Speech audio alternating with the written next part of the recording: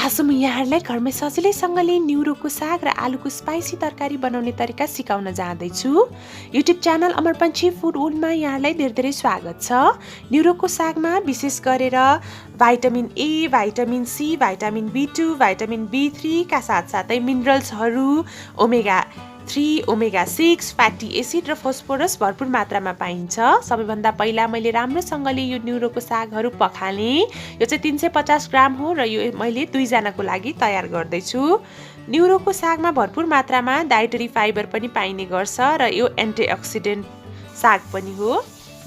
यो पकाउनको लागि मैले एउटा प्याजलाई चप गरेँ, 2वटा रातो पाकेको टमाटरलाई पनि काटेँ, त्यसै गरेर 2वटा रातो खुर्सानी मैले लिएँ, एउटा लसुनलाई मैले सानो सानो टुक्रा गरेर चप गरेँ, एउटा आलुलाई मैले बुक्रा निकालेर छिलेर सानो सानो पिस गरेर काटेँ र सबैभन्दा इम्पोर्टेन्ट हामीले तिल 1 चम्चा लिनुपर्छ, जिरा र धनियाँको गेडाहरू 1 चम्चा लिएँ, नुन आधा चम्चा, रातो धुलो खुर्सानी र तेल चाहिँ 3 चम्चा मैले लिएकी छु। सबैभन्दा पहिला प्यानलाई राम्ररी तताउनु पर्छ र त्यसपछि 3 चम्चा चाहिँ मैले यसरी तेल तताएँ। यहाँहरूले तेल चाहिँ जुनैको राख्नु भए पनि हुन्छ। सबैभन्दा पहिला तिललाई फुराउनु पर्छ। यसरी तिल फुरायौँ भने एकदमै मिठो हुन्छ न्युरोको साग। र त्यसै गरेर तेजपत्ता राखेँ एउटा र 2वटा खुर्सानीलाई राखेँ। त्यसै गरेर जिरा र धनियाँहरू आधा आधा चम्चा मैले फुराउँदैछु। कुनै पनि साग चाहिँ यो फुराउने चिजहरूले एकदमै मिठो बनाउँछ। त्यसपछि यो लसुनलाई पनि मैले राखेँ, चप गरेको लसुनलाई पनि। यसले पनि विशेष अरोमा थप्छ हाम्रो सागमा चाहिँ। गोल्डन ब्राउन नहुन्जेल हामीले फ्राई गर्नुपर्छ। त्यसै गरेर प्याजलाई पनि राखेँ र आलुलाई पनि राखेँ। आलु चाहिँ मैले एउटा यसरी काटेर सानो सानो पिस गरेर काटेकी थिएँ र नुन आधा चम्चा पनि राखेँ। नुन चाहिँ यो साग भएको कारणले हेरेर मात्र राख्नुहोला। मैले चाहिँ ठ्याक्क आधा चम्चा राखेकी छु। यो चाहिँ पुरै गोल्डन ब्राउन नहुन्जेल हामीले छोपेर राम्रोसँगले पकाउनु पर्ने हुन्छ। राम्ररी पहिला यसलाई मिक्स गर्नु होला। यसरी सागमा चाहिँ बेसारहरू चाहिँ हाल्नु पर्दैन। यसरी यसलाई मैले लगभग 2 मिनट छोपेर पकाएँ।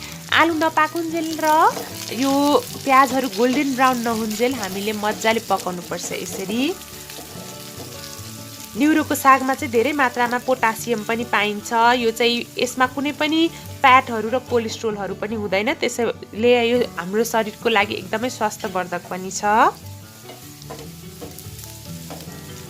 यसमा भरपुर मात्रामा फस्फोरसहरू पाइने भएकोले यसले हाम्रो दाँत, हड्डी र टिस्युहरू पनि ड्यामेज हुनबाट बचाउँछ।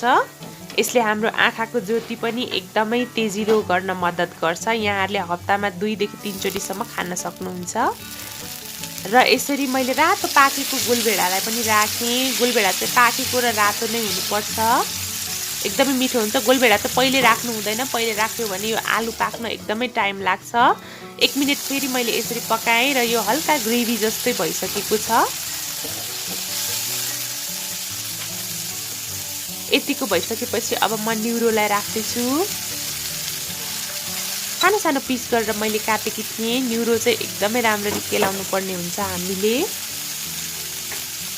यसलाई इङ्ग्लिसबाट चाहिँ फिडल हेड फर्न भन्ने गरिन्छ। रातो खुर्सानी पनि थोरै थपिदिएँ मैले। खुर्सानी स्वादअनुसार थपघट गर्न सक्नुहुन्छ। न्युरोलाई चाहिँ धेरै बेर पकाइराख्नु पर्दैन, 2 मिनटमा नै यो मजाले पाक्छ। मिक्स चाहिँ राम्ररी गरिदिनु होला यसलाई। र मैले छोपेर करिब 2 मिनट पकाउँदैछु। 2 मिनटपछि लगभग यो यस्तो भइसकेको छ। यसलाई अब बिस्तारै चलाउँदै फेरि एकैछिन पकाउनुपर्छ। एकदम मिडियम हिटमा पकाउनु होला। एकदम हाई हिट पनि गर्नु हुँदैन र लो हिट पनि गर्नु हुँदैन। एकचोटि राम्ररी चलाइदिनुपर्छ हामीले। मसलाहरू सबैतिर लागेको हुनुपर्छ। यसलाई यहाँहरूले खाना, रोटी, नान जेसँग खाँदा पनि हुन्छ। यो चाहिँ बजारमा सजिलै किन्न पाइन्छ जताततै। फेरि एकचोटि मैले चलाउँदैछु, यसलाई मिक्स गर्दैछु। आलु राम्ररी पाकिसकेपछि र यो प्याज राम्ररी गोल्डन ब्राउन भइसकेपछि मात्रै हामीले चाहिँ यो न्युरोलाई राख्नुपर्छ। सुरुमै राख्यौँ भने चाहिँ न्युरो चाहिँ छिटो पाक्छ र आलु चाहिँ काँचै काँचै हुन्छ। त्यस्तो भयो भने चाहिँ मिठो हुँदैन। त्यही भएर मैले आलुलाई सबैभन्दा पहिला राम्ररी पकाएँ। यो लगभग तयार भइसकेको छ। म यहाँलाई सर्भ गरेर पनि देखाउँदैछु। यस्तो देखिसकेको छ। म यहाँलाई अगाडिबाट पनि देखाउँछु। एकदमै स्पाइसी छ, एकदमै मिठो अरोमा आइरहेको छ। यहाँहरूले आफ्नो किचनमा पक्कै पनि ट्राई गर्नुहुन्छ भनेर मैले आशा राखेकी छु। आजको भिडियो यहाँहरूलाई कस्तो लाग्यो? यदि यो भिडियो मन पर्यो भने लाइक, कमेन्ट र सेयर गर्न नबिर्सिनुहोला। साथै मेरो च्यानल अमर पंछी फूड वर्ल्डलाई सब्स्क्राइब गरिदिनुहोला। Thank you so much for watching. Have a nice day. Goodbye. साथै 23 लाख भ्युजको लागि धेरै धेरै धन्यवाद।